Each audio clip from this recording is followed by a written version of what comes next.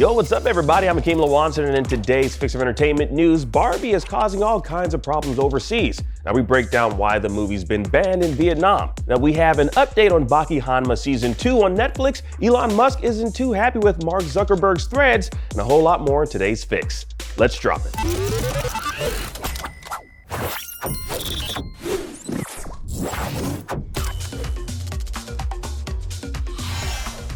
Now, the Barbie movie isn't even out yet, but it's already finding a little bit of controversy overseas. Now, Greta Gerwig's Barbie film has been banned in Vietnam due to a depiction of a world map in the background of one scene.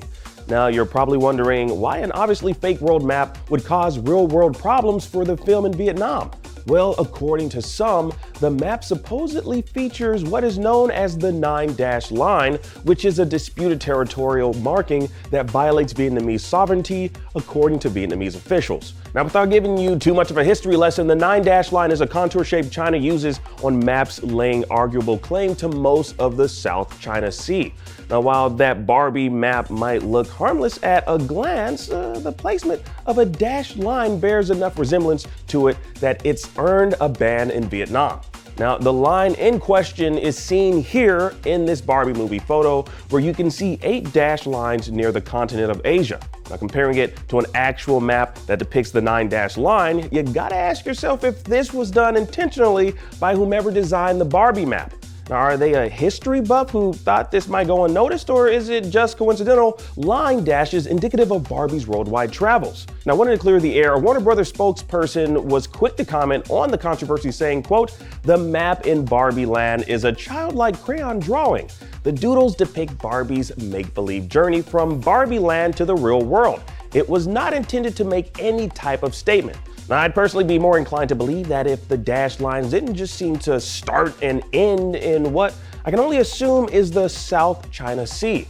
Now, usually on cartoony road maps such as the one in the Barbie movie, the dashed lines are all over the place. Though the map in the Barbie movie does appear to be more intricate than I think we're actually giving it credit for. Along with dashed lines, there appears to be arrows, boats, crowns, and an assortment of other objects illustrating Barbie's globe-trotting excursion into the real world. I don't know, maybe it's a joke about Barbie originating in China because Barbie dolls are manufactured in China in real life. Or if it is the 9-dash line, maybe the humor lies in the absurdity that Barbie and friends have a 6-year-old's understanding of global geography, yet are somehow also aware of this controversial territorial boundary. Either way, the Vietnamese government didn't think it was too funny. No. And yes, I know exactly what you're thinking. Is this man really breaking down this one scene in the Barbie movie to make a point? Yes, I am. Now, that movie caused a global shortage of pink paint, according to its production designer, which was the first of its controversies. And since then, I've been following this film quite closely to see if I could find any other flaws in its production.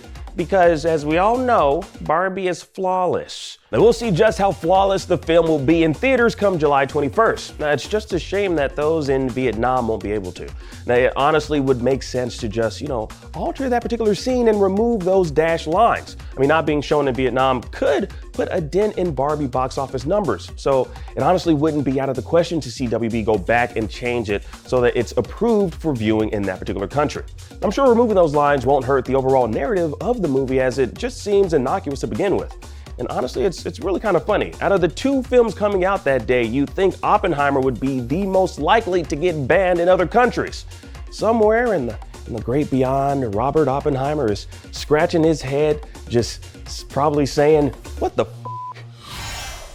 Now, speaking of WTF moments, Elon Musk is angry with Meta for its new threads. And no, I'm not talking about clothing. Neither Musk nor Zuckerberg have any sense of fashion.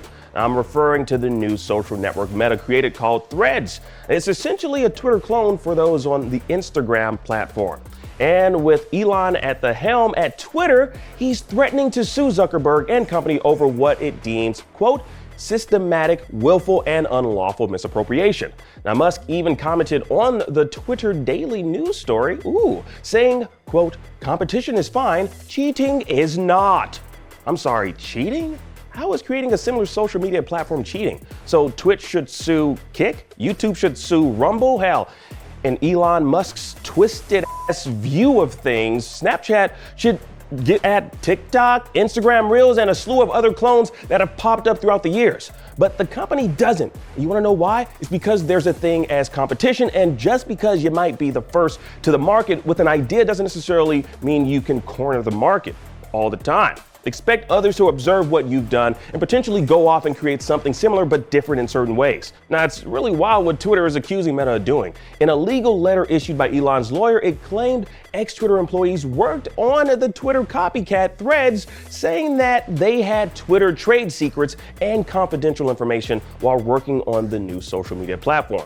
Now, his lawyer went on to say, quote, Twitter intends to strictly enforce its intellectual property rights and demands that Meta take immediate steps to stop using any Twitter trade secrets or other highly confidential information. Meta spokesperson responded saying, quote, no one on the Threads engineering team is a former Twitter employee. That's just not a thing.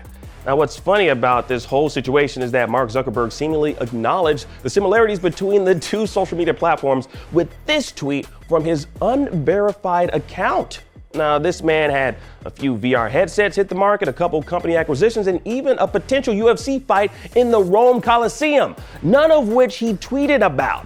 But it was this new social media platform that woke Zuckerberg up from his 11-year Twitter slumber, and all he gave us was an old-ass Spider-Man meme. I'll tell you right now, the real memes are in the threads of the Twitter posts. And yes, pun definitely intended, as well as shade. Now, to think you have any grounds to stop Meta from creating a clone of your platform's function is ridiculous, Mr. Musk. Now, I remember one day I accidentally misspelled IGN. I was typing really fast on YouTube and I spelled it as IGM with an M and discovered that IGM is an actual thing.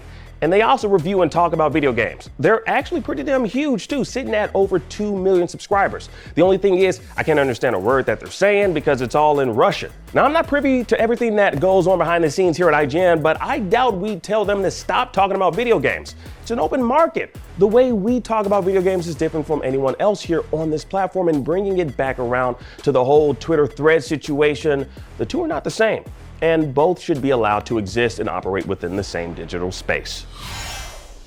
And finally, as a palate cleanser coming out of that particular rant, check out the opening of Baki Hanma Season 2, finally coming to Netflix later this month. For all those manga fans out there, you'll finally get to see Baki take on the prehistoric behemoth Pickle, as well as Pickle taking down a certain reporter. Now, this honestly is the weirdest saga in the whole Baki franchise, and I'm looking forward to seeing it all animated. Now, Pickle will likely be Baki's strongest opponent to date, as his strength is attributed to fighting dinosaurs back in his caveman days. Now, after this particular saga, we'll finally see Baki go up against his Big Papa Hanma, the ogre.